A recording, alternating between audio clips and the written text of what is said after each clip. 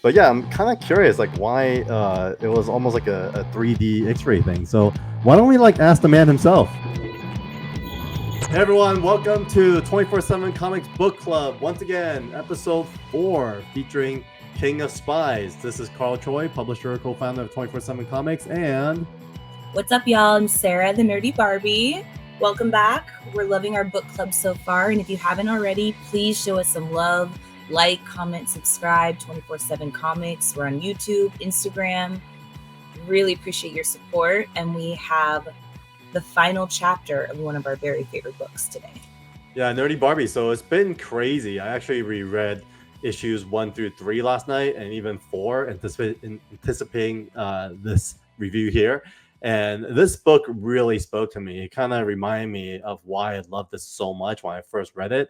I mean, beyond just being action packed, beyond being just like this, nostalgic familiarity with secret agents and whatnot. It also is a very powerful narrative as to what's happening today. I mean, what were your thoughts?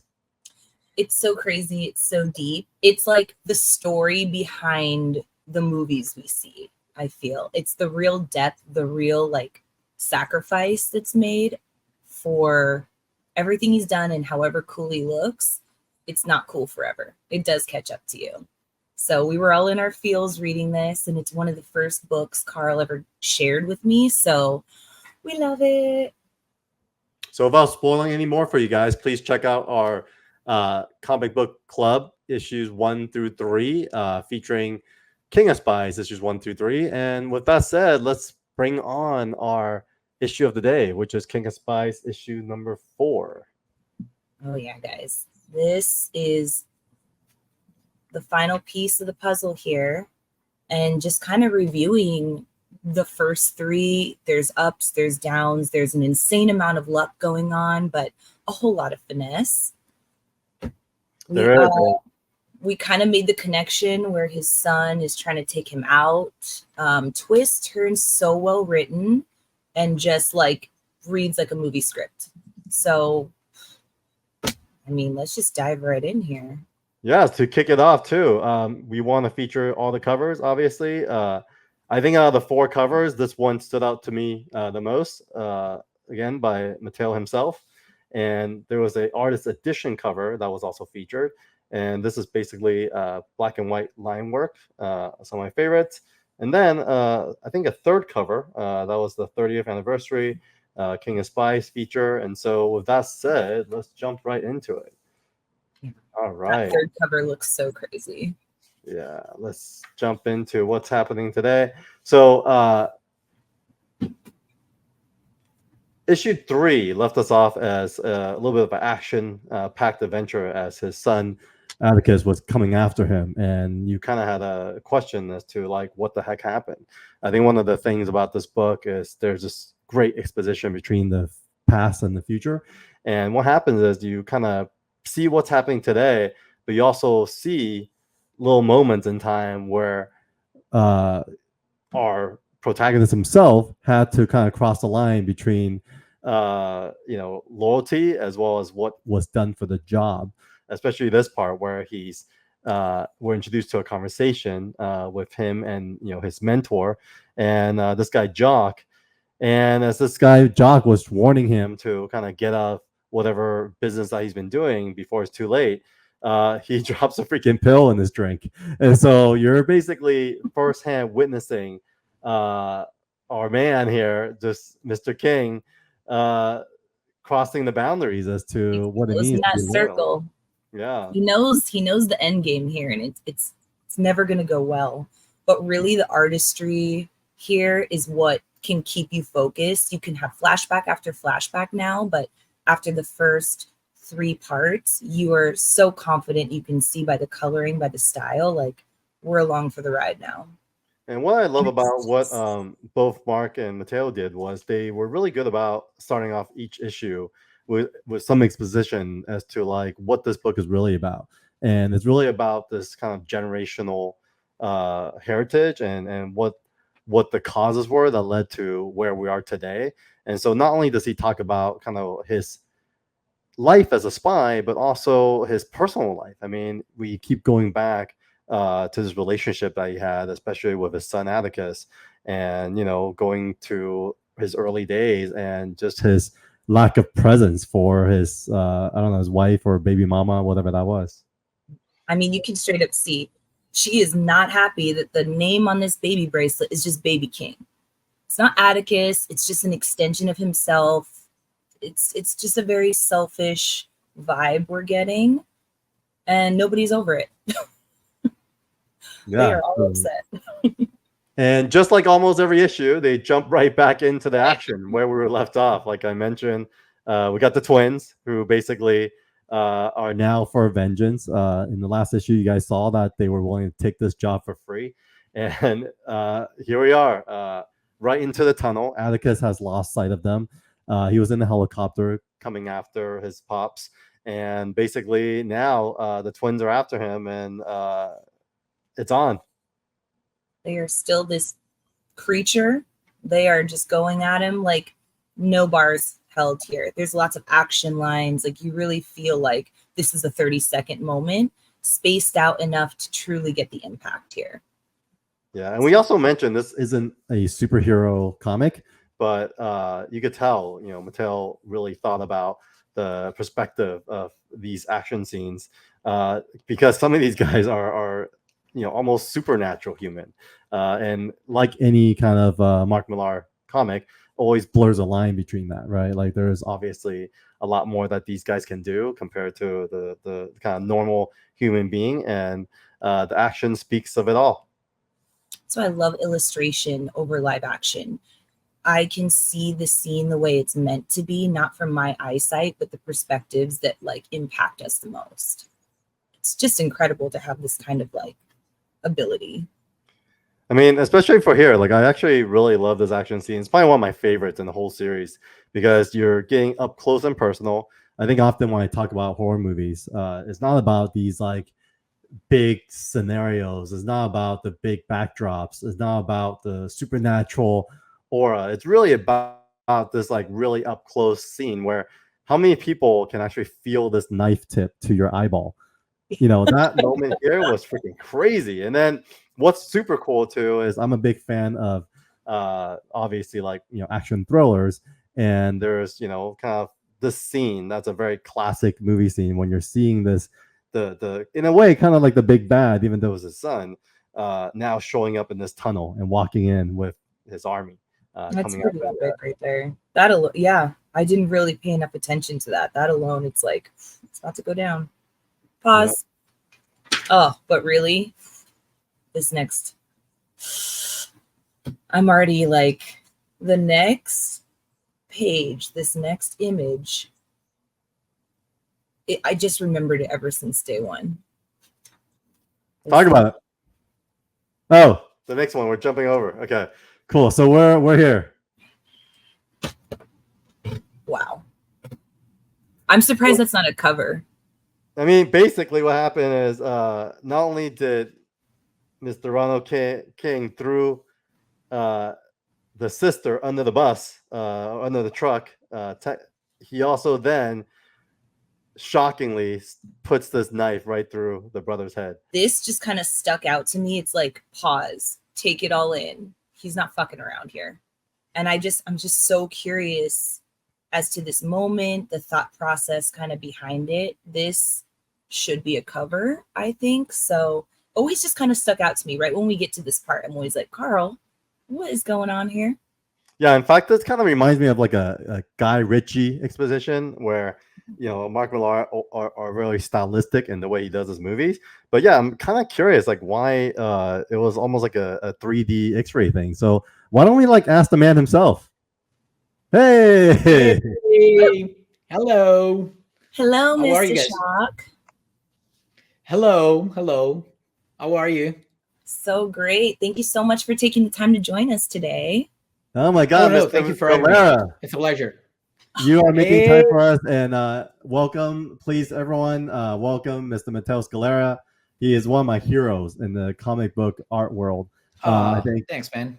No, I've been a collector myself for many years in art, and you've always been in the top 3, like just kind of always hovering, and every time you come out with something, you like hit the top. And so this was a very clear reason why we chose this. It's one of our favorite books. I actually gave Sarah a stack of books about a year ago when we first met to read up and catch up. And Sarah, why don't you share, when you read everything, what'd you say to me?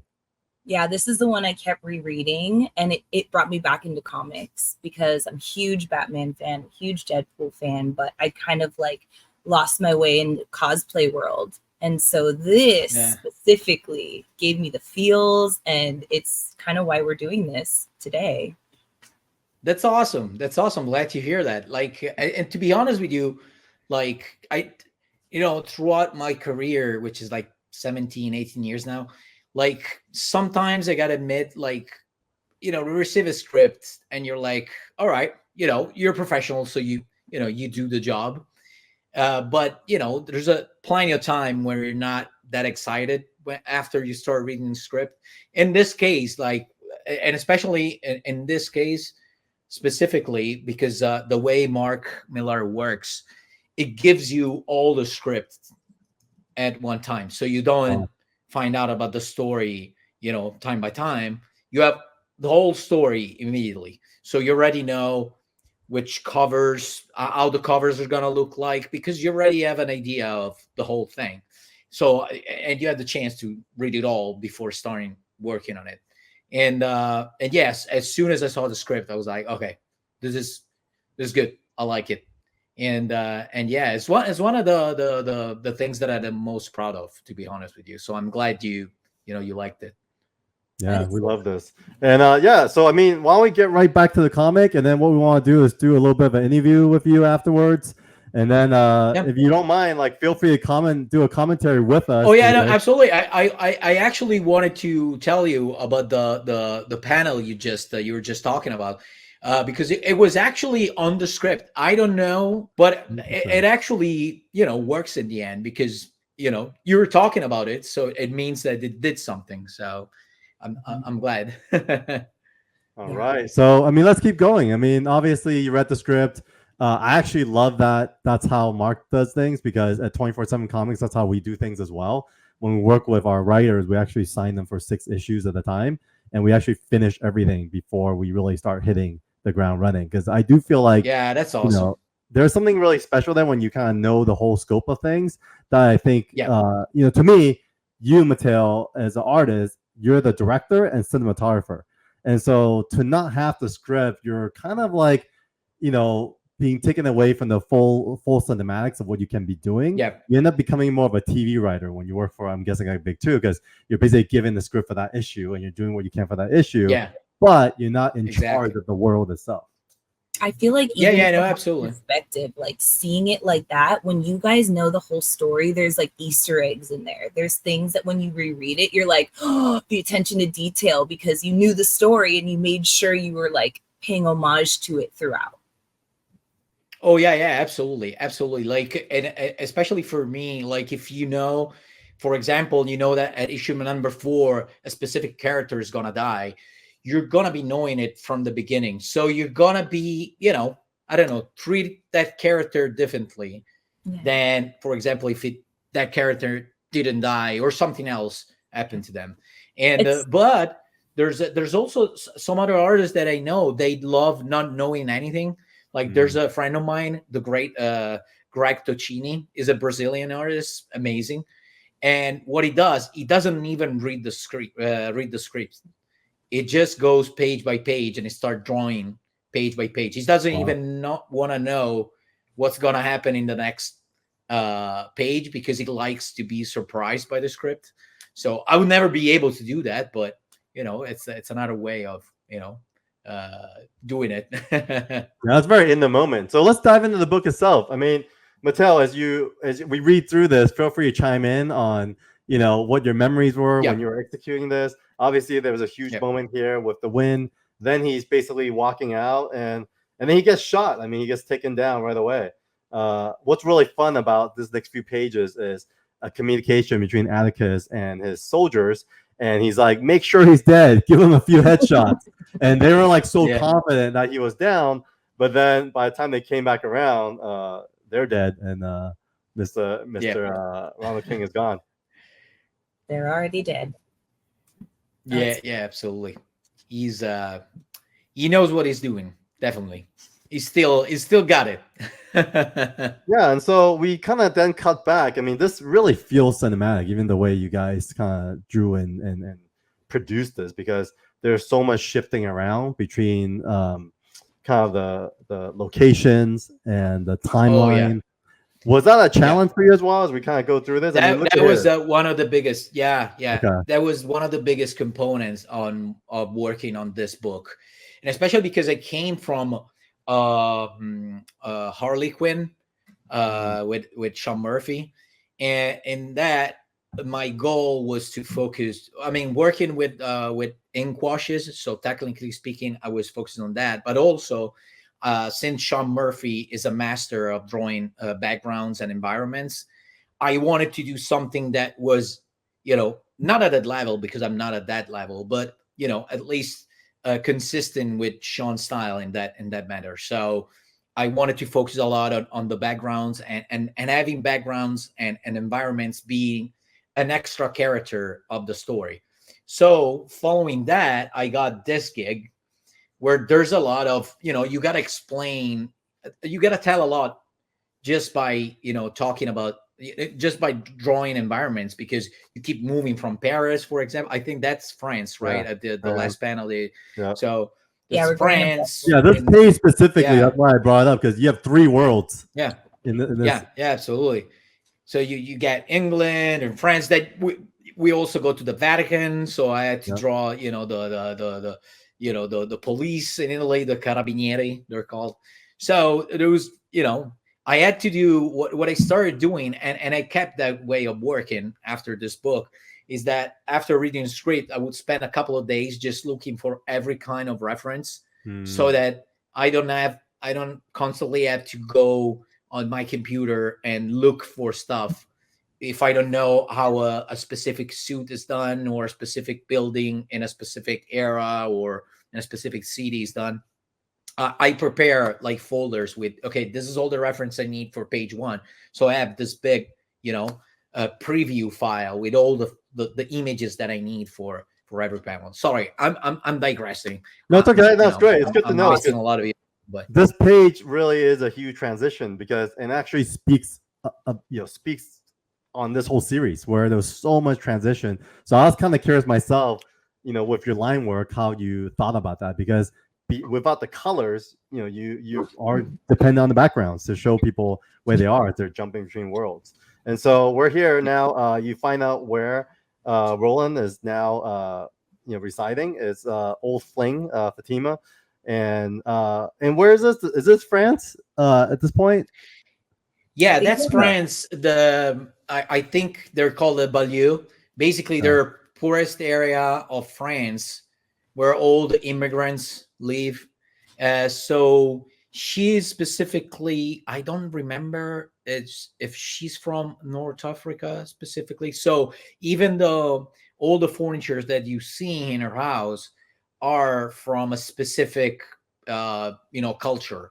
I'm so sorry I'm missing right now where she was from. It's almost like Moroccan in a way, right? Like Moroccan. Yeah, kind of Moroccan. I think it was another North Africa. Okay. place. Yeah, another North African town, but yeah, more or less, close to Morocco for sure. What's really cool about this whole scene is he obviously hides out with this woman Fatima, and you're seeing him kind of like, in a way, like she's kind of questioning why, where the heck have you been all these years? All of a sudden, I'm like taking care of you. And you kind of see him sweet talking his way into like, hey, I only keep addresses of the special ones. Then you're, this is a crazy scene. This is actually where we want to bring you on initially, Matteo. It gets really sexy, because not only does it kind of give you the present tense, you're now flashing back to who he was, right? And what they were together. This part was crazy for me, because I was like around people when I got to this point, and I was like, but then I was like, hey babe, come look at this. Like, I'm like, this was like how I got everyone into the book, just because I was like, wow. I actually have a personal question, like, for you. when did you Yep. perfect nudity? Like, was there a moment where you were a little boy? Like, I'm just so curious. I guess it's, especially if you really want to be a comic book artist, like anatomy, especially if you want to be into the, get into the US comic book industry, Mm. Anatomy is being it mostly superheroes, so a lot of tight suits and muscles. I guess that it came instinctually for me that if you, I don't know, I made this thing, like I started thinking like that, like if you want to start working there, like that's what you need. One of the tools that you need is gonna be able to draw, the human figure, and muscles, and the way especially for me it was very important, the way learning how to manage how the human body moves into space in general. So being able to, to design it from every point of view, even from extreme We're getting perspective and some stuff good like points that. of view here. I'm telling you. I mean, Yeah, look, definitely. this is also like the kind of stuff. Look, this is the kind I'm of like stuff that sweating. Sorry. got us reading comics growing up. Like for me, when I talk about why comics have lost its way, is because it's been corporatized, right? People are controlling Yeah. what's being written in there. I was talking to the artist of Wolverine currently, and we were literally like having drinks like outside OAX last January, and we're just talking for about 4 hours. And I think one of the things that we talked about was the Wolverine that we loved growing up. He was, he'd be a cigar, he'll be cutting off heads. But then these days, you can't even have a cigar in his hand anymore because it's just under Disney, right? But for me, Yeah. I thought comics always read up. And as a young teenage boy growing up, I always felt like, man, this is the naughty stuff that I get to jump into in real context. Because like for this one, not only is showing like how badass this guy was, for me, like everyone getting older, you're gonna have like certain experience that's very relatable and that's not talked about, right? And so I think like this whole thing, like there's a reason Viagra is like the biggest drug in the world, and this guy, even such a badass, he is shown that he has a weakness and he needs it, and it shows a major transition point in his story because he's now human instead of like being this superhuman. Yeah. I think it's actually the first time he cries. Yeah, it's pretty crazy. It's amazing. And so We both it love was the scene in like, I think it's part 2 when he's first broken down in the bathroom and you're like, wow, the vulnerability of looking down at him. And again, here it's like this last panel, like, wow, he's really real. Yeah, it was fun for me working on this sequence. One of the fun things that I did was trying to be as dynamic and sensual as possible in the flashback panels, and then trying to add goofiness to the present panels. For example, like the greatest example is the second panel on the right page, is the one with him with his, his butt sticking out, as goofy as it can get, and his pants aren't even fully off. It's just like yeah. It's hilarious. Classic. Yeah. Oh my goodness, that's amazing. Yeah, no. So this is definitely a highlight of issue 4. So then they kind of move on to a more another intimate setting, which is like the cigarette after sex, right?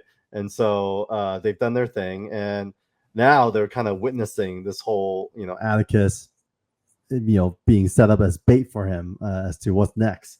And what's interesting here is we're curious, like when you were drawing this too, Matteo, how did it hit you emotionally? Because for me, when I read it, I was like, man, this is crazy. Like this guy who no one can go after, and ultimately, finally, we know as kind of like the insiders in reading the book that Atticus has no love for his father. But here, his father actually said, you know what, screw it, I'm gonna go and do this. But do you think he knows as well as you were drawing this? I don't know. Like I was thinking about another thing that it's really funny and curious. It's as I was doing, basically when I started working on King of Spies, is exactly more or less the same day when I started working on it. That's how when I found out that my girlfriend was pregnant. Oh, So Whoa. basically the whole book is done during my girlfriend's pregnancy.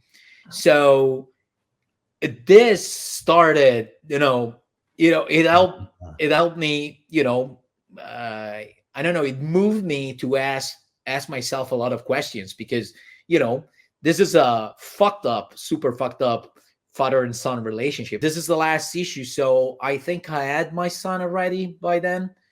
So it was really, I was really moved, and not only to the special job, because I was really recharged by having, a kid. And but yeah, it was really weird, because I was thinking about all the stuff that you start thinking when you know that you're going to be a father.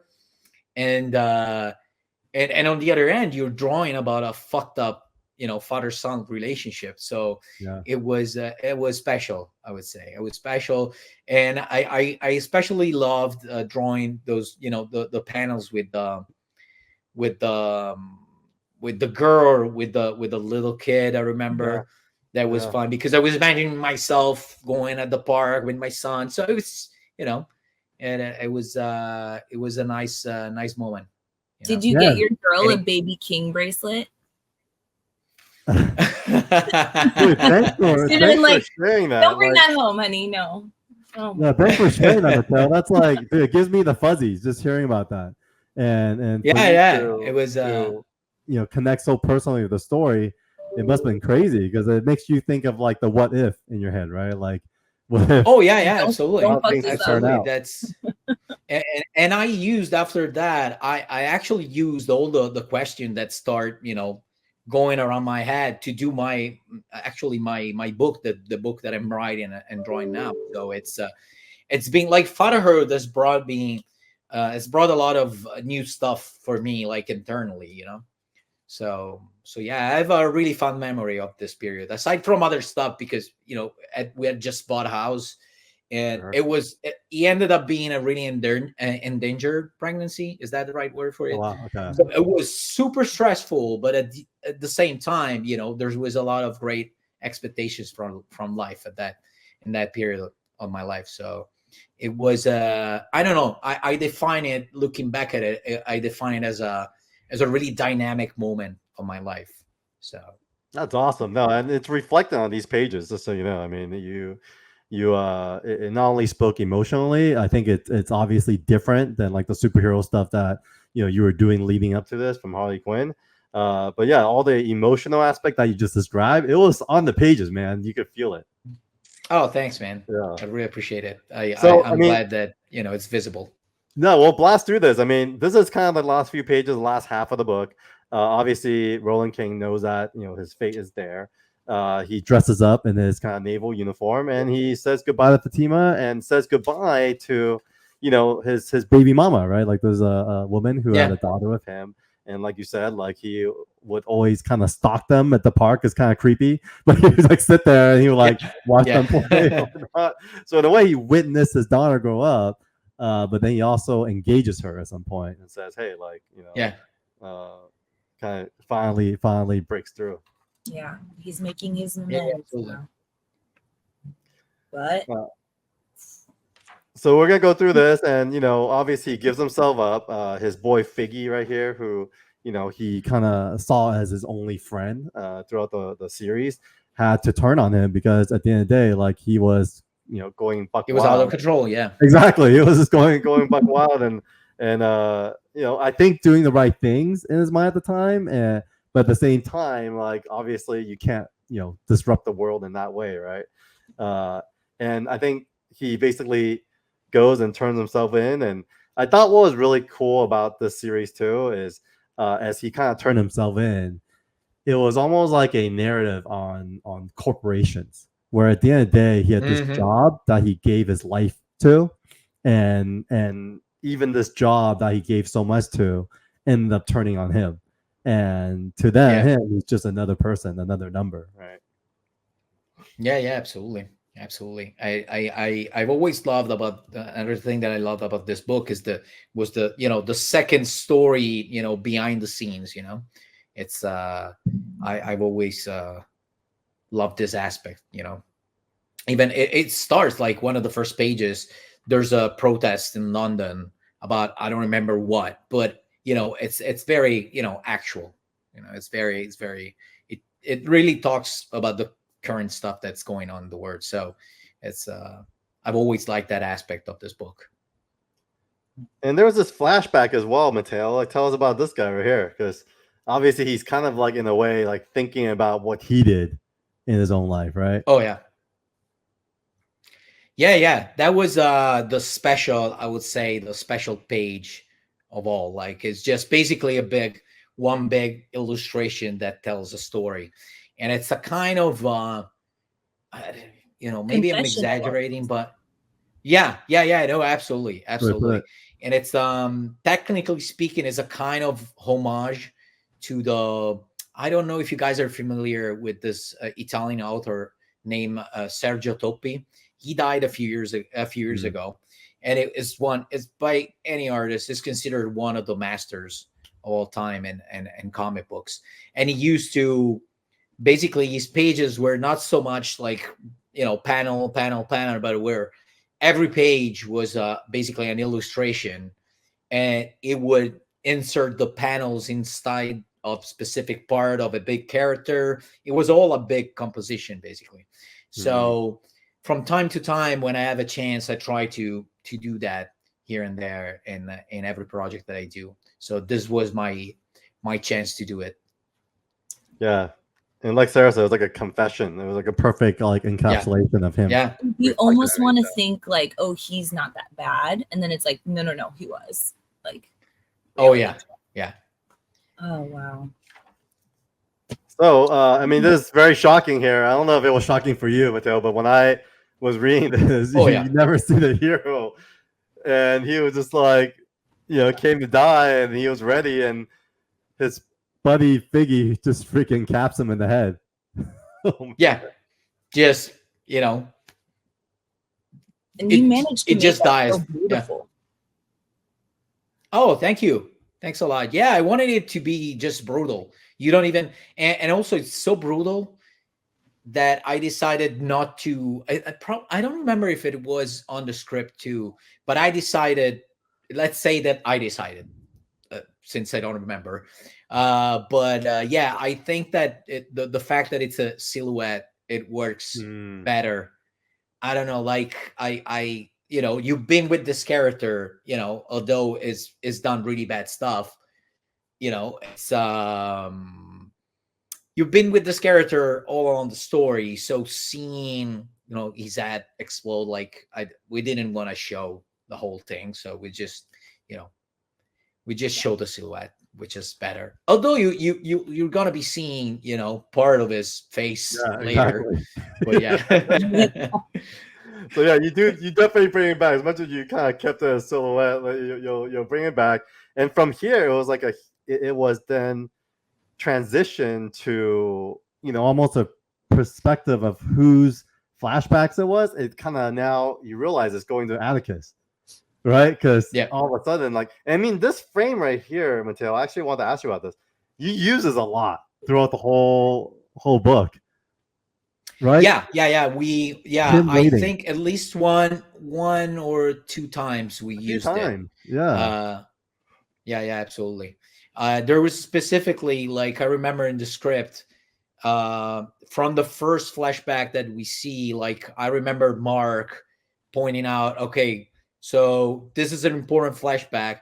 Let's give it a specific tone, even for the colorist. Like, let's give it a specific tone and specific elements. So whenever the reader sees it, they connect it immediately with the previous flashback. It's got to be, because it's short flashes, but it's really important because it brings you all the way through the ending of the book. So. He's waiting. His dad finally comes for him, and then he gets his brains blown out. Yeah. So it's like, that's crazy. Wow. So that's exactly what you're talking about here. Like, it's not only just like I mean, it's funny as much as you put that in silhouette. Here, you really definitely show like an ass, because in movies you often see like a headshot and it's just like a little hole. But then this one, like whatever hell gun he had, like a 357 or something, his whole head pretty much blew off. He still looks good though. Yeah, and the trick was in this case that we wanted to focus on the fact that he's smiling. So even though you see his actual, his head exploded, you see a smile on his face. So at the end, it was, it was kind of worth it, and he's happy wherever he is now. Is kind of happy that in the end it managed to do a good thing. So it's kind of cool because it's almost like he's always been a badass, and in a way he still won at the end. Because then what happens is the next panel, these guys are in for a surprise because now there's a reason why he was walking away from this capital, right? Got that, biatch. Yeah. I didn't like her attitude in the previous parts. Wow. Was that, sorry? I missed it. I'm just saying, like, you were waiting for the queen to get it. Her smirk a couple parts ago. Oh, yeah. I was waiting for it. I was like, do not let this end without that vengeance. Although I don't, even in the end, as a accomplished mission for Roland, so we're all happy about this thing. I wonder if it's a great thing to, destroy the Big Ben and everything, the whole palace. It's a whole palace, one of the most beautiful things in London. No evacuation order mentioned. Yeah. It's like the ultimate fuck you kind of thing, right? It's like, but it is extreme because as much as like you look at this, you're like, okay, wait, is he a good guy or bad guy? Because he just murdered probably thousands of people. And in the end, you're wondering also, what are you gonna build instead of the Big Ben and all that building, like a McDonald's or? It's coming from tax dollars, not like the store. Wow, that's it's so crazy because the reflection of everybody just completely shocked and surprised from this whole thing, I think really closes out in a way where like, all right, like even though his dead, like his son, like what is his son thinking about at that moment there? Probably he's thinking the same that the guy right up there is thinking. The guy on the third panel. Do you know that guy? Yeah. Who's that guy? No, I mean, Matteo, I have to shout. I couldn't believe it when you asked for references of my wife and I, because we're right in there. So thank you for being a good friend and then getting us in there. So what I was thinking was, I was just like shocked that it's our first appearance in a comic book. And so that was super cool in itself. Wow. Yeah, absolutely. It was my pleasure. Like, it was also hard to find because the story is so focused on the main characters that all the other guys that you see mainly are SWAT teams or people that are gonna be dying soon. So it was hard. Like, what are you gonna do? You gotta put Carl and his wife like in a, I don't know, like in a SWAT team suit, and then they're gonna be dead in the next panel. No, I don't want to do that. So this was the perfect, it was the perfect panel to put you guys in there. No, that was fun, and we have a whole separate story of how this happened as well. We should definitely do a revisit. It's a different topic. Oh yeah. We'll talk about that later. So get back to the comic. I mean, I think Sarah, I don't think I've ever told you about this too, but it's a whole separate story. I know that we'll dive into later. Cool. Oh my gosh. So let's wrap up the book, because I mean this really kind of closes out. What I liked about Atticus' face here, it's almost like a face of realization.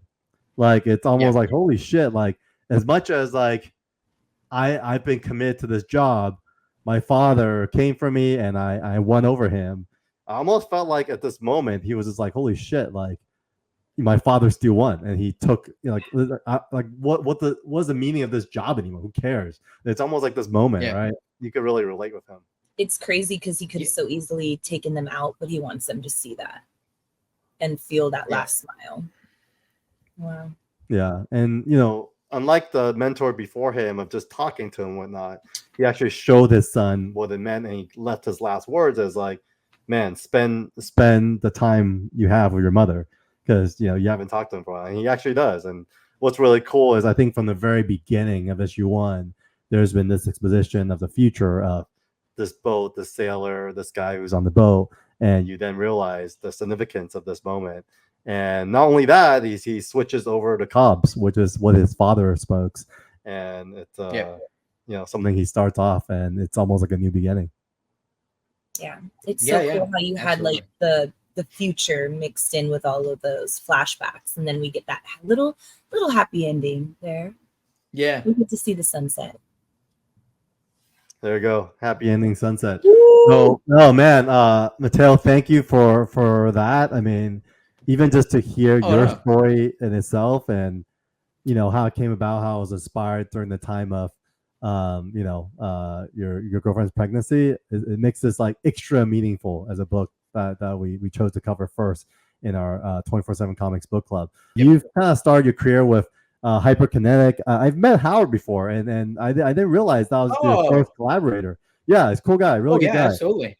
Yeah, and then you've gone to like interiors wise. I think you've had anywhere from Secret Avengers, Hulk, Deadpool, Batman. I mean, you name it, right? One of the books I really love is Dead Body Road, in your collaboration with Justin Jordan. And Justin Jordan actually has his book coming out now with 24/7 Comics called Zero Ghosts.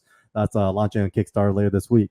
And you've also then worked with Rick Remender, which is funny. I've visited Rick's office. I don't know if you've been to his Los Angeles office before, but not his office. I stayed at his place for in a few occasions, but it was his house. I was with his family in his small studio that he has in his house. And I think he bought a different house, so I haven't seen the actual new offices.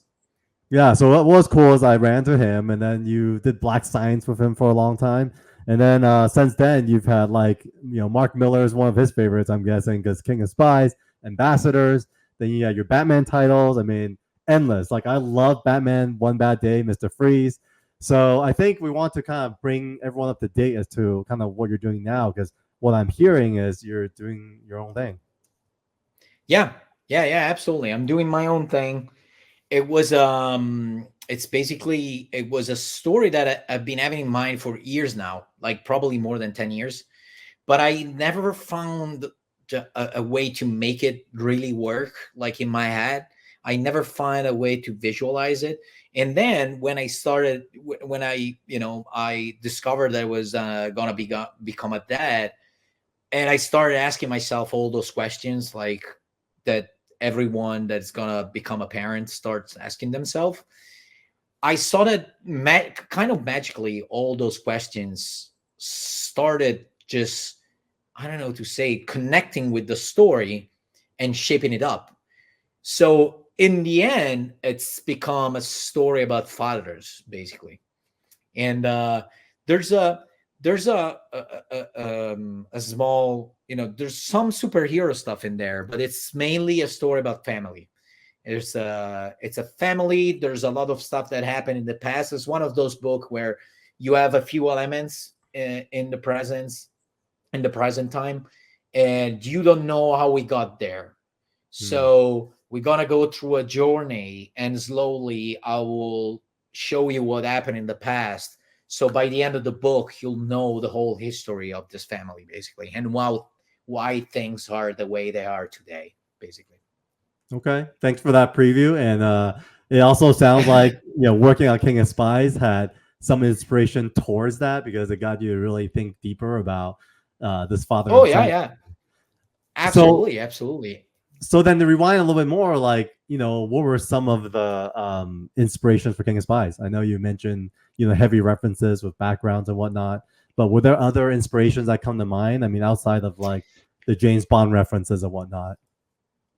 Not particularly, to be honest with you. Like I as I told you, my main goal there was to still work and experiment with and getting better at drawing backgrounds. So I was just looking at a lot of, which I don't always do, but in this case, looking at a lot of pictures of cities, and trying to understand what's the feeling of a specific city or another city, you know, trying to find a way to you know, show it on a book.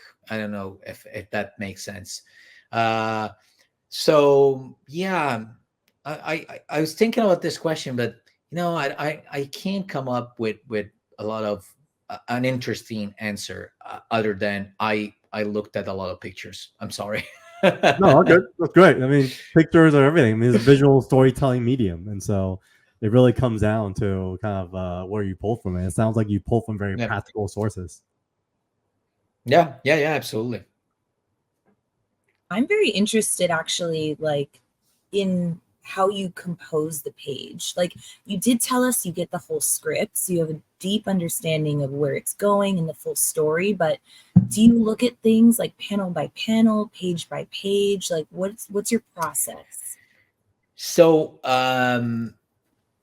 basically, like the way I work, it evolved a lot uh, during the years. Like, and now with King of Spies, that's the way I'm now working. Like, and I think that's I found the right balance and the way things work for me. So that's the method that I've been using since King of Spies for every other book that I did after that.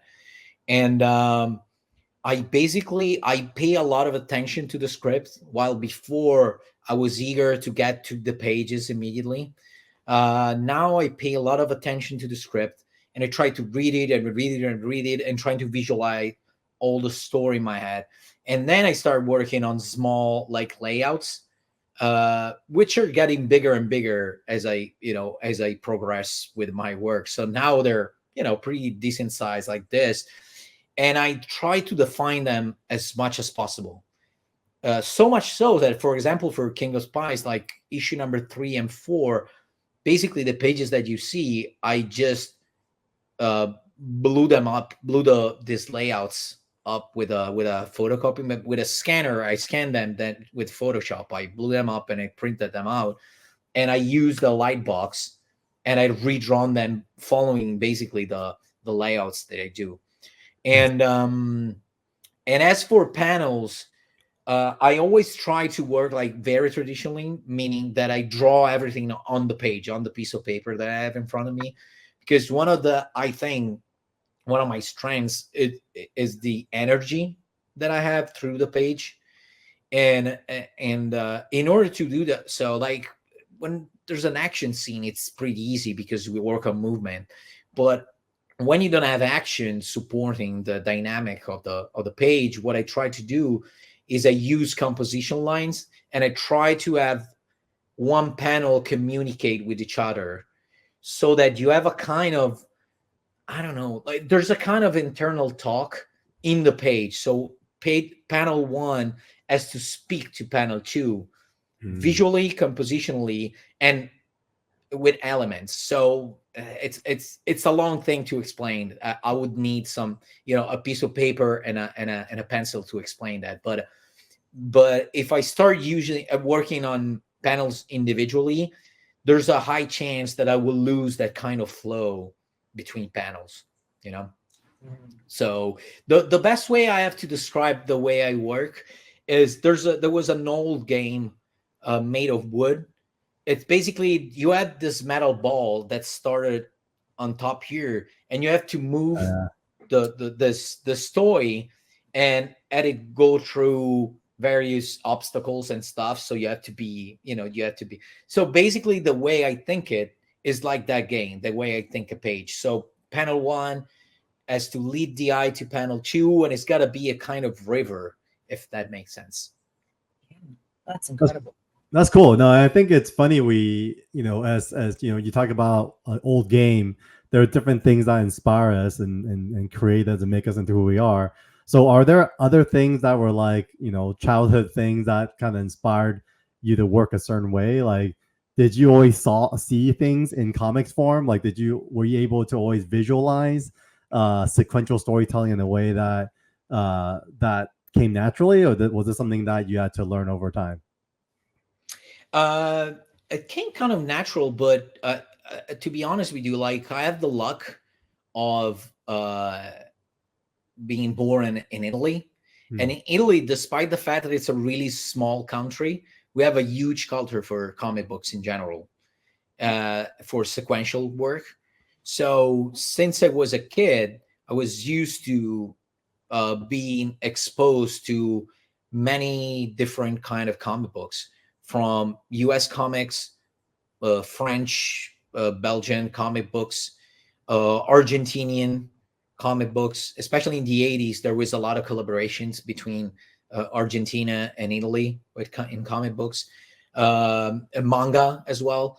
So I was lucky enough that I started reading everything at once in the 90s. So on one hand, I had the 90s X-Men with Jim Lee, and X-Force with Liefeld and McFarlane on Spider-Man. And then I had a lot of different manga between Slam Dunk, you name it, like Vagabond, Yep. The Knight. It's called Saint Seiya in Japanese. Saint Seiya. Sorry. Okay. So it's basically the Knight of the Zodiac. They call it in They just had that movie. I don't know if. Oh really? I never watched the movie. Yeah. So you had a lot of manga and a lot of different stuff. So I was exposed since I was young to a lot of different ways of telling a story. And I think in the end, it paid off, because I know, like, I have in my head, I managed to, recognize those different ways of telling a story. So I'm able to switch to one to the other whenever I need it. So that's my main weapon, I guess. Did you always know you were going to do this, or was there like a certain project that just you were like, oh wait, I can do this? It was actually a specific moment. Like I've always been like, I've noticed since I was a kid that I was really attracted to learning how to draw. One thing that I would do whenever, for example, Saint Seiya, that this anime, I used to record every episode on VHS and then stop because these guys had different armor, the gold armor. The design of the armors were beautiful. So I would stop and start drawing. And by the age of, I don't remember, but when I was really young, I had managed to memorize every single armor of that show. Wow. So, I noticed that I had that mindset of, okay, whenever I see something interesting, I gotta memorize that. And it comes to end even now, because I'm really easy to see something that I like and put it somewhere in my brain to re-execute it later, And but there was a specific moment when I was I think I was 20 something, probably 22, 23. I had just finished a school of comic books, and for the next 2 years, I wasn't getting any work, especially because I didn't know, especially I lived in LA. I wanted to do American comic books. I didn't know how to do that. So, and it's really hard. I was still young. So I had a block, basically. Mm-hmm. And at a certain point, I decided, okay, you either go and work in a factory, like I was doing in that period. I was doing it. I was a waiter and also working in a factory. So that's your life, or you got to start doing stuff, at least going to shows, start, doing something online, showing your stuff online or whatever. So I started doing shows, and I started participating to contests. And I participated to the specific one that where also professionals were participating, because there was a high, money prize for it. And so you had to basically do a 5 pages short story. And I did, the story that I really liked, that I had written a few months back. And I won. They communicated me. Nice. I remember I was in Spain, for a show. I was just a visitor at the show because, again, I wanted to see stuff. And they called me from Italy. They're like, so you won. And one of the judges was the guy, Sergio Topi, the guy that I mentioned earlier. Nice. Oh, wow. One of my idols. and he was the main judge, so they passed him on the phone, so I had the chance to even talk to him, and he gave me some suggestion, but he told me, yeah, there's solid stuff in there. I liked your story, so that's why you won. And in that moment, like, I hung up and I was like, okay, this is my job. I'm a comic book artist now. And I never had a single dub from that day on. In my head, even though I wasn't a professional yet, I was already a professional. Like, nothing's gonna, even in bad times during my career, I was like, I don't care. I'm gonna, I'm a comic book artist no matter what. So that's incredible. Yeah, it's crazy how like one person can like redirect our life or like reaffirm it in a way forever. Because it sounded like he gave you the utmost confidence as it's doable. Because that's your hero. That's your dude. Yeah. It was a defining moment of my life, definitely. And it was like quick like this. The phone call lasted like 5 minutes, so it was crazy. Yeah, it's always good to have that clarity. I definitely have a similar moment there in what I'm doing today that kind of impacted that. And so, I mean, it's interesting too, as you kind of talk about your past. I did have a couple other questions. I know we're a busy schedule, and we'll let you go. But why Dumb Shark? Where did that come from? Oh, it comes from my basically. I've been over the last year. I've been doing a podcast with my great friends, Sean Crystal and Eric Canete. Ink Pulp. And Ink Pulp. Yeah. Yep. So good. And we talk about comics, but mainly it's just three friends. It's our chance, especially because now we all have families. I have a kid and they both have 2 kids. So it's almost impossible to see each other. So it was a way to keep up and keep each other updated about our personal life. So we talk about comics and we have comic book guests, but most of the time when we don't have guests, sometimes we just do an hour of just, talking about whatever, about life. And it's not even related to comics necessarily. And one time I was, we were talking about my basically, how do you call it? Oral fixation, oral addiction. Basically, I tend to be a binge eater. Is that the right word? Same here. I'm the worst. Okay. Too. Okay. Yeah. So we share this thing. All right. So and one of the tricks, because I was starting a diet, and one of the tricks I was telling them, I need to have pre-portioned food in front of me. Yeah. Otherwise, if I see stuff on the table, I need to finish it, no matter what. Like, there's no other way around it. And sometimes I was telling them that what I would do is just I sit at the table and then I space out, and then I wake up and the table is empty and I don't know what happened. So they told me, okay, more or less like a shark, you go on a frenzy. I was like, yeah, a dumb shark, but yeah. So this long premise to, that's where it comes from. It's so relatable, man. Like, yeah, this weekend we're at Benihana's. My wife and I just celebrated our 8th year marriage anniversary. And awesome! Congratulations! Happy anniversary! Same thing. I just have this problem. Like, Benihana has such huge portions, and for some reason, it just tasted very good this time around. And I just kept eating, and then at one point, I was like, "Oh man, I'm really full. I'm eating," and I could see my wife's eyes looking at me, going. And then I look around. And everyone's been cleaned up. Like, everyone's been cleaned up. Like, they're done. Like, their tables packed and everything. I was through there eating, finishing my food, and I realized I've been eating by myself for like 10 minutes.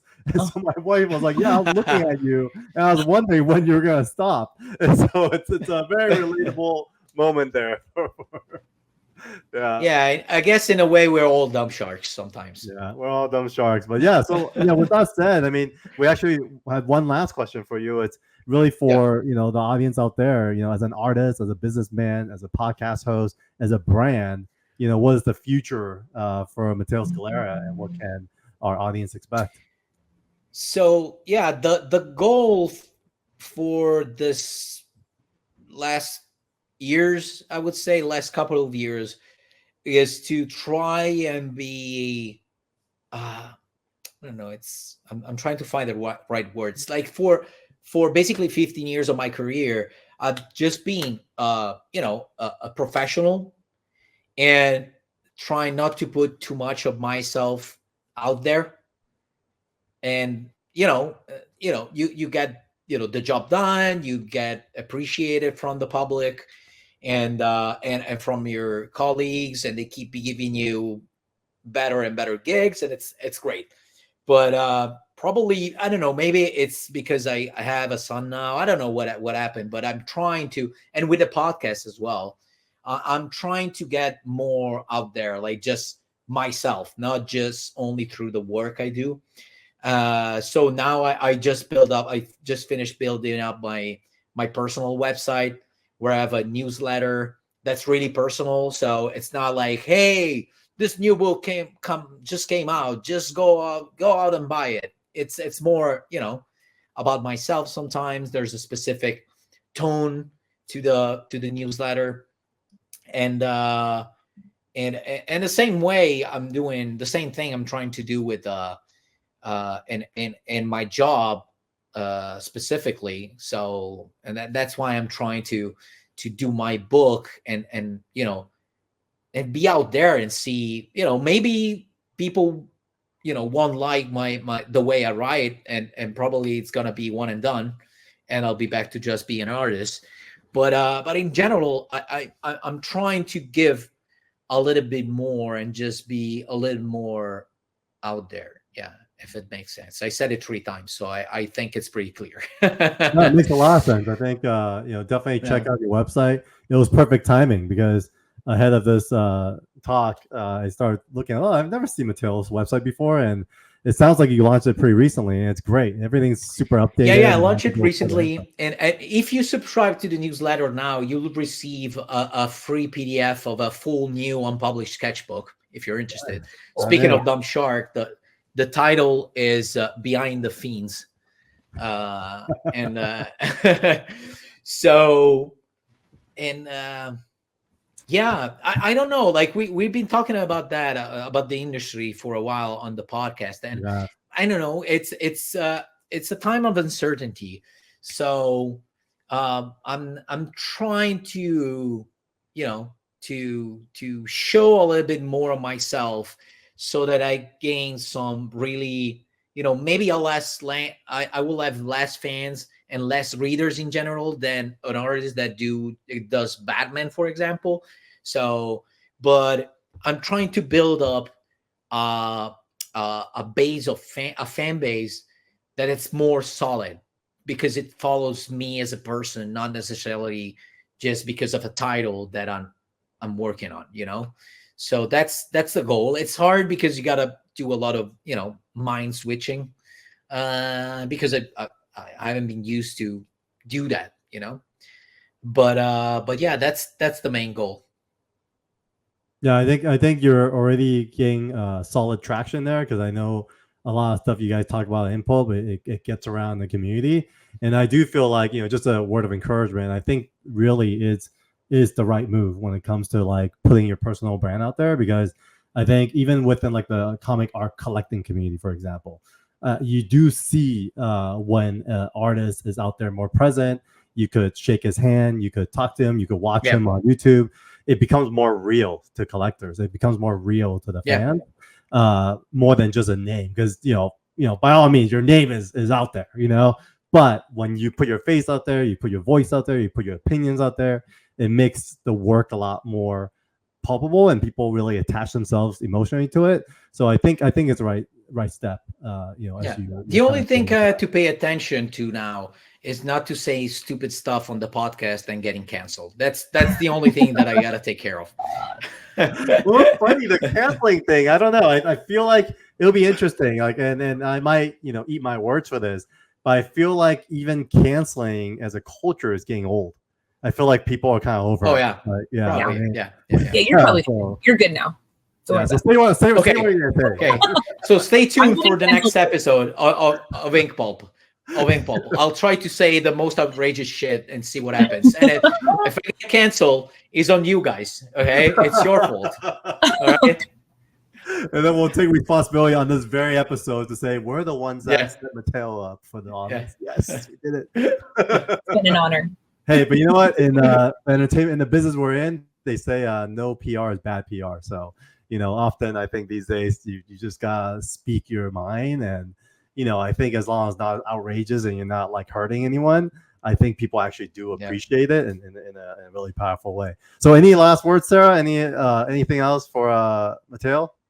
This has just been so incredible. When are you coming to LA again? Well, I know you're going to New York. So are there any other chances folks have to see you anywhere? Well, for me, for 2024, New York was the last show that I'm going to be doing.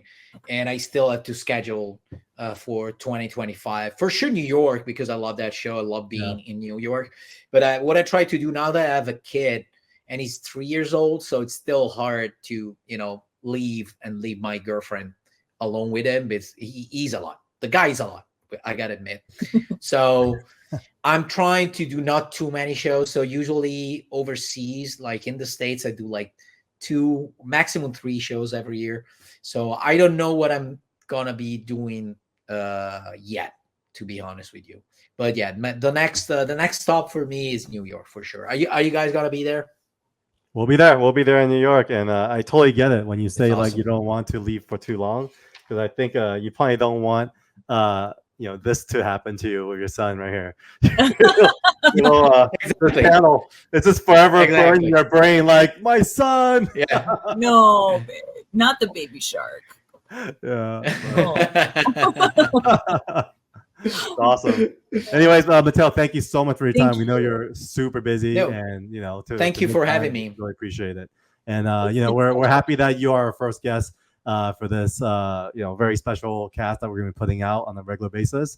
This 24/7 Comics Book Club is really just to get people reading comics again, because what we hear, and you've probably heard this too, is the new generation don't read anymore, and it's great. I'm glad they flip through the art, but they should read these books, because the words, the story, the art all ties in together, and it's super important as to why we're fans of this medium.